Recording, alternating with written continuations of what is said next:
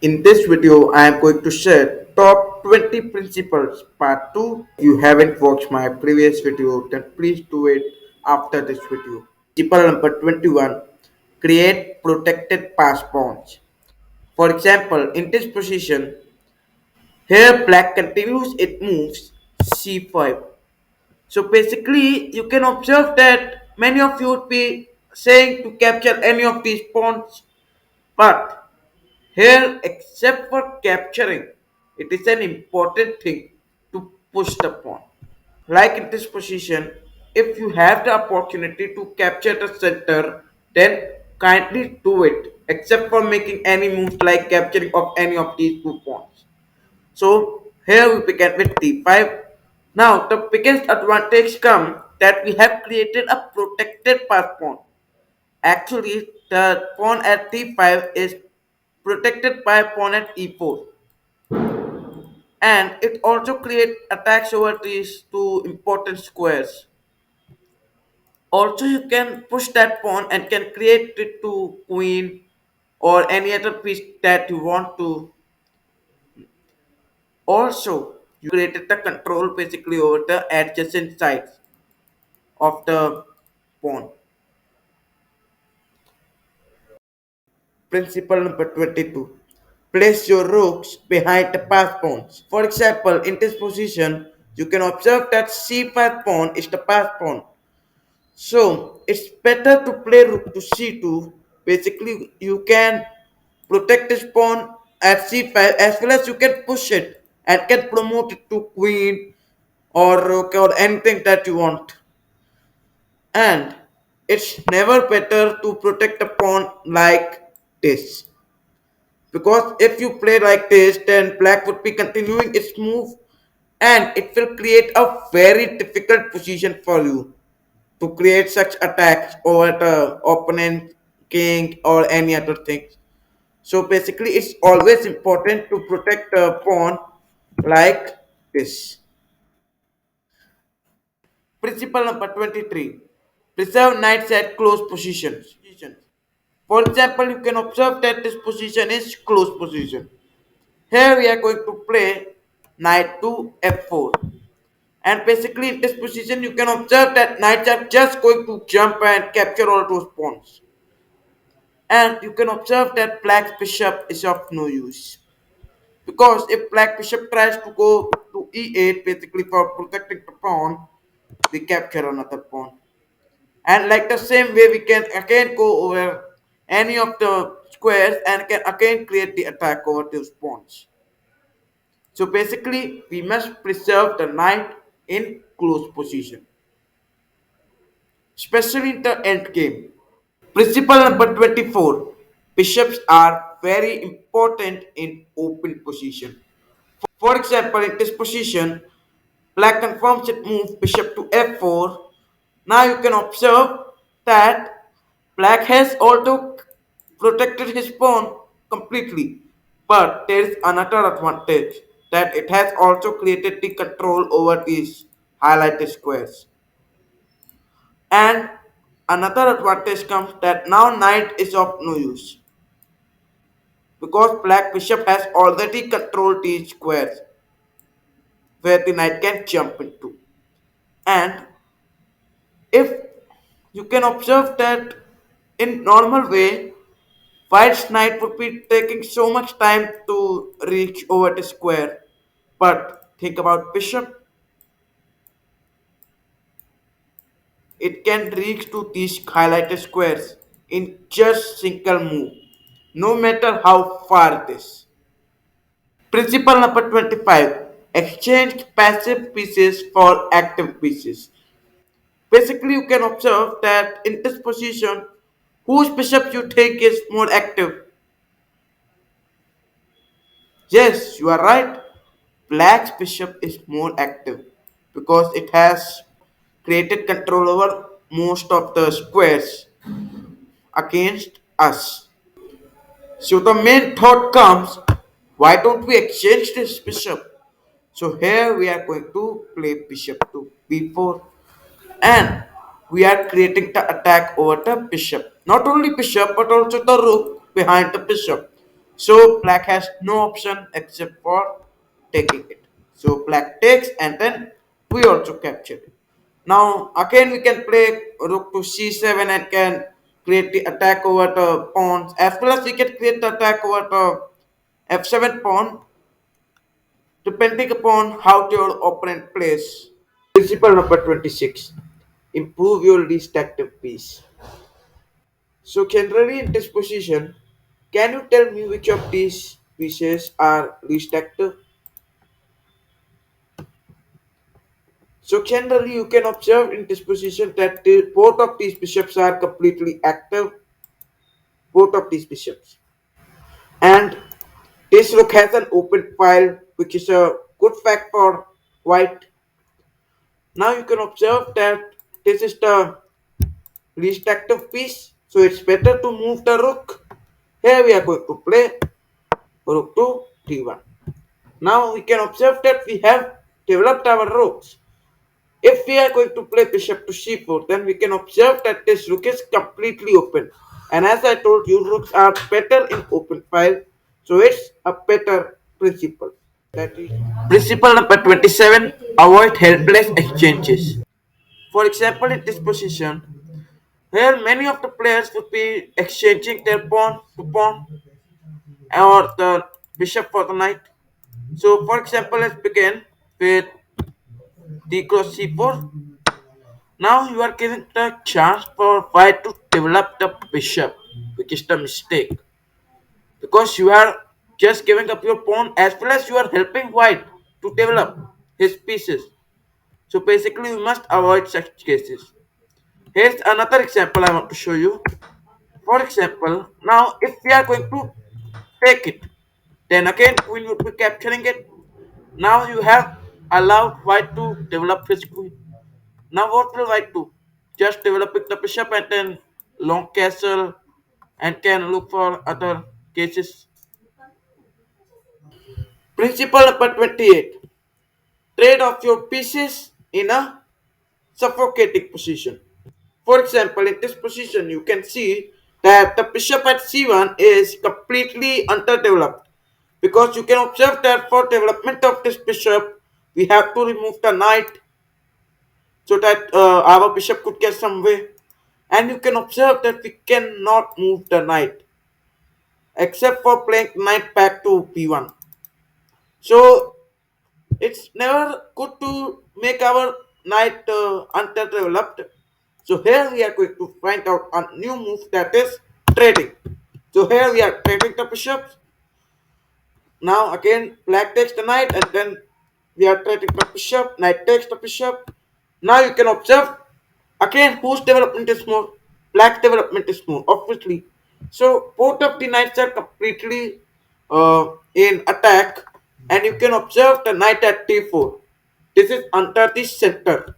So it's better to play c3 and push the knight back. Here knight goes back, and again we are going to develop our knight. Now we have given our bishop the way to be developed. So principle number 29. When ahead in position, trade pieces but not pawns. For example, in this position you can observe that if we in this position we have rook for a knight. So actually we have an advantage. And if we are going to exchange those pieces, a queen and rook for queen and rook, then you can observe that it would be very easy to defeat rook to knight endgame with these pawns, because you could be able to use this rook for to defeat all these pawns, and you can promote this pawn to queen. Not only this, any of those pawns you can use to promote to queen, and it would be very easy endgame. Principle number 30. When down in material, trade pawns. For example, now we try to play a4. Basically, we are just going to trade our pawns. So actually, it is not a right position, because you are going to give up your pawns. And now think, if we exchange all those pawns, even these pieces to these pieces, then at last there would be a rook and knight. Now Think, will you be able to win such kind of game with rook and knight on the board? So absolutely, the game could be a draw. So it's always better not to trade your pawns, but to trade pieces first. Principle number 31. Counter attack in the center to deal with flank attack. For example, in this position, white has successfully castled and made the king safe. Here, black tries to do flank attack by playing x5. Now, don't worry, just try to control the center. Here we continue with c3. Black again tries to play g5. Now we are going to control the center. We are not only controlling the center but also we are attacking the bishop. As well as we have developed our bishop to create the attack over this pawn. And you must try to have such kind of tactic only when the king is stuck in the middle.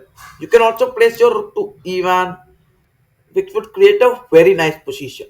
As well as you can place your queen over here and can make the attack over the pawn. Principle number 32. Try to attack the base of pawn chain. For example, in this position, you can observe that this is the pawn chain.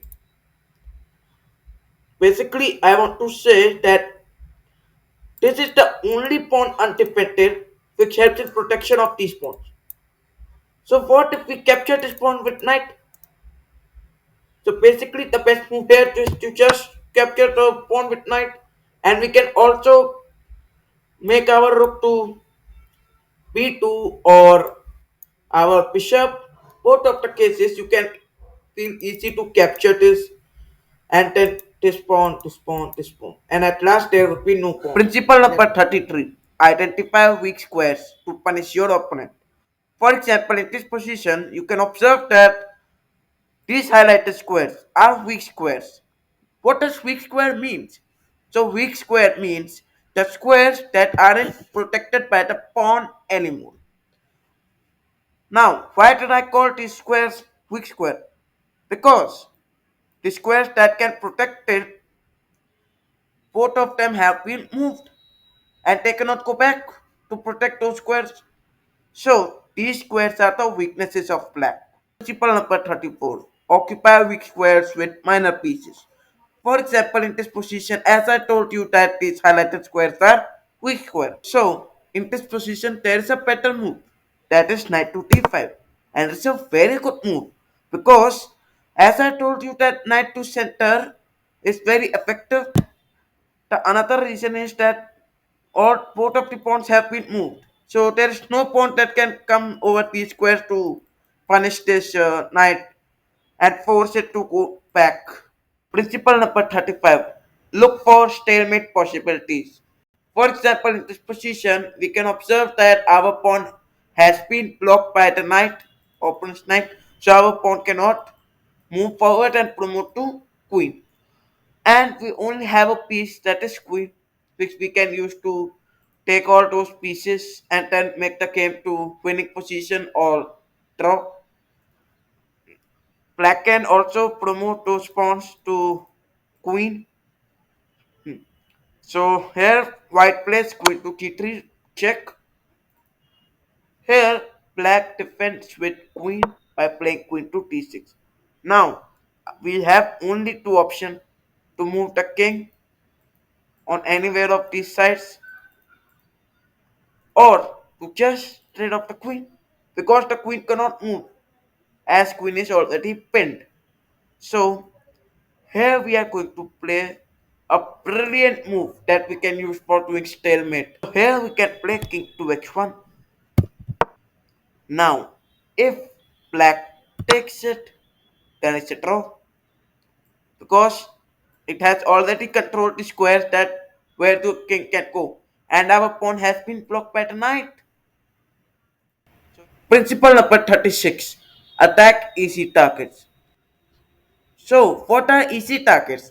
Easy targets are the targets that can be that are generally the weaknesses in the opponent's territory. For example, in this position, black has the weakness that is his knight. So we can use the benefit of that knight. How? So we can use it by playing queen to c3. So basically, it creates the attack over the knight, and there is no other defender except a queen who can protect the knight. And if knight goes back to any of the squares, for example, knight goes back to d7, so there is a checkmate,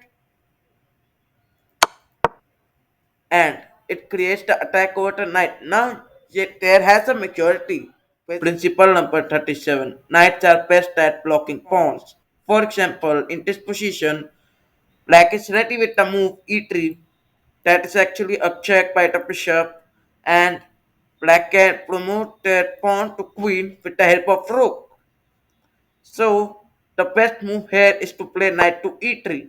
Basically, I have blocked the pawn from coming forward to so this is the advantage. So hereby knights are the best at blocking the pawns. Principle number 38. Look for your opponent's thoughts. Now, in general, there are two ways of thinking how players play right now. One, what are your tactics, how you play against your opponents, and the second one is think like your opponent. And that's the best way. For example, in this position, black continues playing bishop to c7. Now, what do you all think the main reason could be? So yes, the main reason could be queen to d6. Basically to create the attack over the x2 pawn leading to a checkmate, playing g3. And then your opponent's plan would be failed. Principle number 39. Centralize your king during the end game. So during the end game, basically the king don't need to hide behind the corners like in this position it have. The main motive must be to bring out the king towards the center and then to create the attack over all those pawns, and pushing our pawns and promoting to queen. We must look on centralizing the king during the end game. Principle number 50. Practice makes a man perfect. If we want to become a better chess player, then there are some that each and every player must know, and these are some of the principles that I have shown you. We must implement all the principles and understand that principles in a better way. We must learn from our mistakes. And nowadays, what are the problem? The problem is that we don't learn with our mistakes. We always consider that we are better from others. So we must prevent this because this thinking may never help in your life rather than chess. Anyways, practice makes a man perfect, and I hope you all are practicing regularly. Anyways, guys, thanks for watching my videos. If you are a new one, then please subscribe my channel. Thanks for watching.